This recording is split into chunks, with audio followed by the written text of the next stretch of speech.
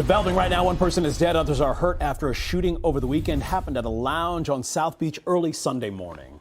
That's where we find Local 10's Joseph Ojo live with the details in this case.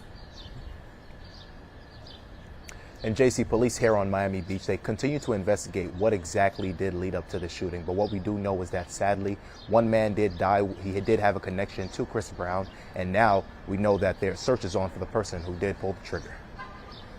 Miami Beach police are investigating after 3 people were shot just before 4 Sunday morning at Gala Lounge off of 23rd Street in Miami Beach.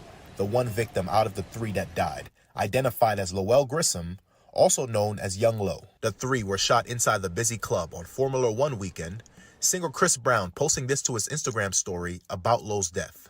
2 other women were shot and transported to the hospital, where police say they are expected to recover. People like Ray Breslin, the president of Collins Park Neighborhood Association, says he hopes the person who did this is caught quickly. And I found out that 3 people had been shot, which for me in this neighborhood is a shock.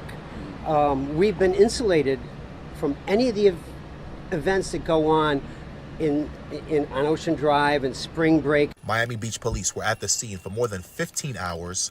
No arrests have been made, and what led up to the shooting is under investigation. Gala putting out this statement that reads in part, "We are shocked and deeply saddened by the isolated and targeted incident that occurred at our upscale establishment. Our condolences are with the family and friends of the victim during this time." So as for those other 2 victims, they are expected to be okay at this time. Anyone with any information on that fatal shooting is urged to give Miami-Dade Crime Stoppers a call. That number 305-471-TIPS. We're here on Miami Beach this morning. I'm Joseph Ojo, Local 10 News. What's good, y'all? What's the Numbers TV? It's your boy, Paul Rowe. Make sure you subscribe to the channel if you're not subscribed already. And like a video if you appreciate the content that Paul Rowe and What's the Numbers I provided. Today we back on the profile piece. This one is on Everybody Knows Lo.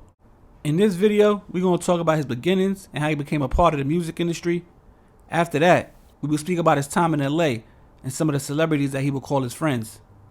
Then, we will speak about the different times Lo would make news headlines for a variety of different reasons, before finally breaking down the details surrounding the situation where Lo would end up losing his life. Everybody Knows Lo, aka Young Lo, real name Lowell Grissom, is from Fort Wayne, Indiana. Growing up, he had a love for basketball, and with being 6'7" in height, was looked at as a talented Division I prospect during his high school years. He also had a passion for music as he was writing and producing songs that made it to local radio while still living in Indiana. Eventually, while getting recruited to Purdue University, Lo made the decision to attend a junior college in California in an attempt to get his grades in order to become eligible to play Division I basketball. But while he was out in California, Lo would get bit by the LA show business bug. He no longer wanted to pursue a career in sports and instead decided to chase his dreams of becoming a successful artist and songwriter in the music industry. Once his mind was made up, Lo wasted no time as he began making connections on the LA music scene, and before you know it, was hanging out with some successful and well-known artists. Lo's most notable relationship was the one he had with the singer Chris Brown. Him and Chris formed a business relationship, with Chris eventually making Lo, who went by Young Lo at the time, a part of his OHB music crew in 2016. Lo would travel around the world with Chris Brown, and even went on to release some of his own music during this time, as well as being featured on some songs with the platinum-selling Chris Brown himself. Lo also had a lot of female friends, and was looked at as somewhat of a ladies' man amongst his peers. In October 2017, Lo was cutting his face while partying at a club in New York City. The cuts were deep, and the rapper needed 50 stitches on his face to seal the wound. More trouble for the rapper came to light in May of 2018, when Lo and Chris Brown were accused of rape after a woman sued Chris Brown over an alleged sexual assault that happened at the singer's house. But in 2019, the Los Angeles County District Attorney's Office declined to file criminal charges against Lo due to insufficient evidence. The lawsuit against Chris Brown was eventually dropped in April of 2020 after the singer reportedly settled the matter privately out of court. Lo and Chris's friendship remained strong throughout all the up and downs they went through. The two still hung out and did business together, but in 2021, Lo started hanging out with Jazz Prince and Hitmaker more frequently. Lo and Jazz had a close relationship going back years ago to their early come up in the music industry. Hitmaker, who was formerly known as the rapper Young Berg, had reinvented itself as a producer who became very successful and in demand over the years. He created a record label named Make a Sound Records and appointed Low as one of the main A&Rs for the label. Low would relocate from the West Coast to Miami to be closer to Hitmaker and the everyday dealings of Make a Sound Records.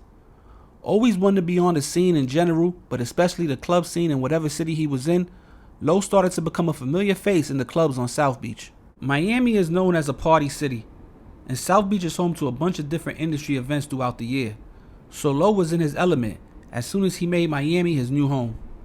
It looked like he was running with a good crowd that was getting money and making moves traveling the world, but unfortunately for Low, the good times would come to an end in May of 2023, when while he was out partying at Gala nightclub in South Beach, Low was shot to death in front of a bunch of partygoers.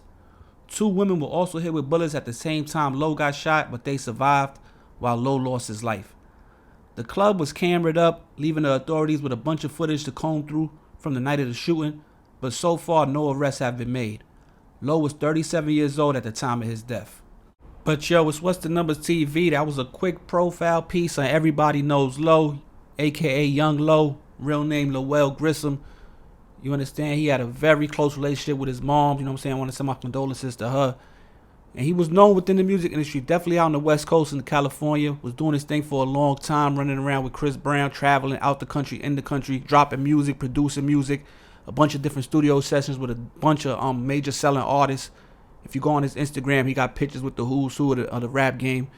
And, you know, he sadly lost his life.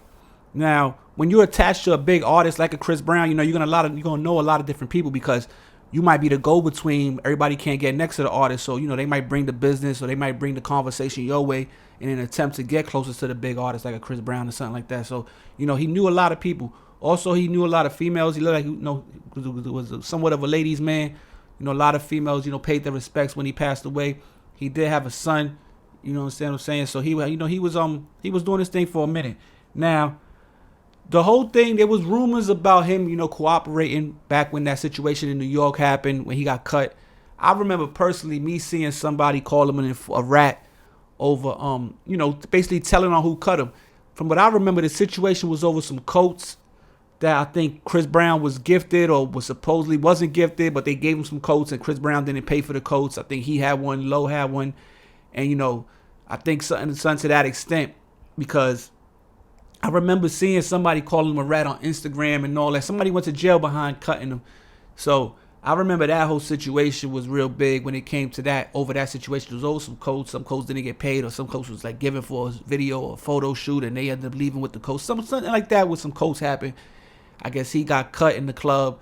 According to the dude that went to jail for it, he cooperated. And I remember seeing that all on the internet at the time. It wasn't really too much after that, but at that time it was, especially in the New York circles, I remember seeing that on the internet. Now, another thing is that to get killed in the club like that, in the open, you know, it was crazy to say the least. It makes you wonder what the reason is. It definitely looked targeted. You know, it could have been, who knows, it could have been anything. Like I say, he was a ladies' man. You got the whole situation about, you know, the New York situation. You got a bunch of different things. California is a crazy place. Miami's a crazy place. Even though it's all glitz and glam out there, it's beautiful. There's always some underlying, you know, shit going on out there. And that's just, it is what it is. But at the end of the day, I really don't know what the hell's going on when it comes to that specifically. But I know there's a lot of different things, you know, attached with, you know, Low's name. So, you know, on that note, man, we're going to keep it pushing. This is What's the Numbers TV. This is another profile piece. You know, young Low. Everybody knows Low. You know, I'm Poe Rowe, man. I hope y'all appreciate the content we providing. Follow my co-host, Batty Bills. Salute to my other partner in the channel, Federal A. And that note, I'm out of here. Poe Rowe, What's the Numbers TV. Peace.